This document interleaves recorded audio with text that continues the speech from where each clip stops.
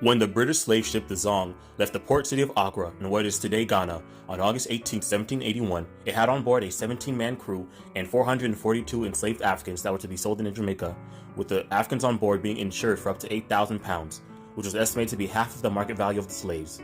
It first went to Sao Tome to buy supplies before starting its voyage across the Atlantic Ocean on September 6th. Hoping to save time and money, the Zong decided to sail past Trinidad and Tobago on November 18th instead of stopping to resupply.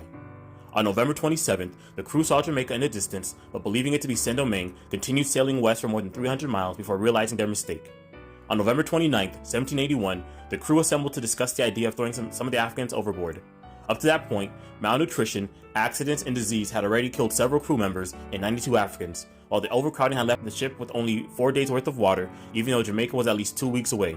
The ship's insurance covered the loss of slaves at £30 per person up to £8,000 unless the slaves died on shore or a natural death on board. It was decided that if some Africans were thrown overboard to save the rest of the ship, then a claim could be made under general average, which is the principle that a captain who dumps part of his cargo to save the rest can claim the loss from his insurers.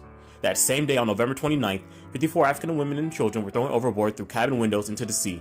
On December 1st, 42 African males were thrown overboard and 36 more males in the next few days. Another 10 Africans chose to commit suicide by jumping into the sea in solidarity with the ones that were thrown overboard. When the Zong finally docked at Black River, Jamaica on December 22, 1781, they had only 208 Africans on board, less than half of what they left Africa with. 142 had been thrown overboard, with a total of 234 dying on the trip. The Zong's owners made a claim to their insurance for the loss of the enslaved Africans. When the insurers refused to pay, the resulting court cases held that the murder of enslaved Africans was legal and that insurers could be required to pay for those who had died.